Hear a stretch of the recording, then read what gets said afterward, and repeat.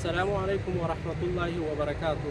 الله تبارک و تعالی په قرآن کریم کې فرمایي وفي السماء رزقكم وما توعدون، او په همدې اسمان کې ستاسې روزي هم ده او هغه شی هم دی چې تاسو سره یې وعده کېږي.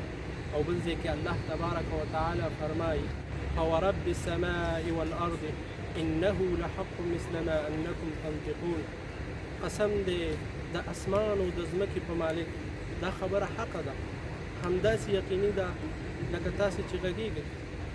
او رسول الله صلی الله علیه وسلم فرمایي که چیرې انسان د خپل رزقه داسې وتښتي لکه څرنګه چې هغه له خپل مرګه تښتي، دغه رزق به ورته داسې راشي لکه څرنګه چې ورته مرګ راځي.